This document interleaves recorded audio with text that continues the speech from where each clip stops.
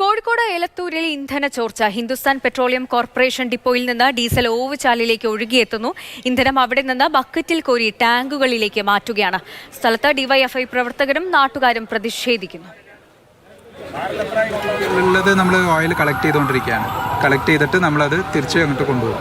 Okay, എന്നിട്ട് ഇനി ഞാൻ പറഞ്ഞ ആ കാര്യങ്ങൾ അവിടുത്തെ വാട്ടർ പ്രൂഫിങ്ങോ എന്തെങ്കിലുമൊക്കെ ചെയ്ത് ആ ഏരിയ കുറച്ചും കൂടി ഞാൻ സ്ട്രെങ്തൻ ചെയ്യണം. അതിന് എനിക്ക് കുറച്ച് ദിവസങ്ങൾ സമയം വേണം. ബിക്കോസ് ഇത് ചെറിയൊരു 100 രൂപ 200 രൂപയിലെ കാര്യമല്ല. ഇത് അവിടെ എനിക്ക് ഫുൾ ഇത് അവരുടെ ഓവർഫ്ലോ ആണ്. കുറച്ചായിരിക്കും കഴിഞ്ഞു അതൊരു 600-700 ലിറ്റർ ഞാൻ പറഞ്ഞില്ല. ഇപ്പോൾ എല്ലാ സിസ്റ്റം വർക്ക് ചെയ്യണമെന്ന് നമുക്ക് മെയിൻ്റനൻസും ചെയ്യേണ്ടി വരുള്ളൂ. ഇപ്പോൾ ആ ടാങ്കിന്റെ മെയിൻ്റനൻസ് ആണ് ഞങ്ങൾ ചെയ്യണത്. ഈ സിസ്റ്റം ശരിക്കും ഇങ്ങനെ വന്നാൽ വർക്ക് ചെയ്യുമെന്ന് അതിന്റെ മെയിൻ്റനൻസിന് വേണ്ടി ഓരോ സിസ്റ്റം ചെക്കപ്പ് ചെയ്യാം. അലാം ഞങ്ങളത് മെയിൻ്റനൻസ് എല്ലാ ടാങ്കുകളും മെയിൻ്റനൻസിൽ എടുക്കണം. അത് അലാം സിസ്റ്റം ഉണ്ടാവും. അലാം മാത്രമല്ല വേറെയും ഒരു ടാങ്കിലുണ്ടാവും, ലെവലുണ്ടാവും, ഇതുണ്ടാവും, ഡെൻസിറ്റി ഉണ്ടാവും. സോ അതിന്റെ ആ ഇതിലാണ് നമ്മൾ ടാങ്കിന്റെ വർക്ക് ചെയ്തുകൊണ്ടിരിക്കുമ്പോഴാണ് ഈ സിസ്റ്റമിൽ പ്രോഡക്റ്റ് കയറിയത്. അതുകൊണ്ടാണ് വെളി വന്നത്. ഇത് നമ്മൾ മെയിൻ്റനൻസിലല്ല, നോർമൽ പൊസിഷനിലുണ്ടെങ്കിൽ ഓട്ടോമാറ്റിക് ടാങ്ക് കട്ട് ഓഫ് ആയാണ്.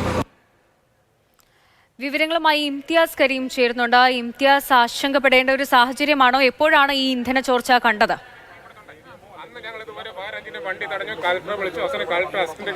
സന്ധ്യ, തീർച്ചയായിട്ടും ഈ നാട്ടുകാരെല്ലാം തന്നെ വലിയ ആശങ്കയിലാണ് ഇവിടെയുള്ളത്.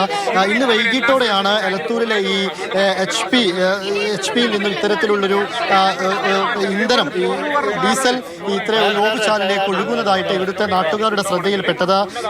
ഉടനെ തന്നെ ഇവർ ഈ അധികൃതരുമായി ബന്ധപ്പെടുകയും അവരെല്ലാം ഒന്ന് പരിശോധിക്കുന്ന ഒരു സാഹചര്യം ഉണ്ടായിരുന്നു. പക്ഷേ ഈ ഓവുചാലിലേക്ക് ഇതിൽ ക്രമാതീതമായി, അതായത് നിലവിൽ ഈ അധികൃതർ തന്നെ പറയുന്ന കണക്ക് പ്രകാരം 700-750 ലിറ്റർ ഡീസൽ ഈ ഓവുചാലിലേക്ക് എത്തിയിട്ടുണ്ട്.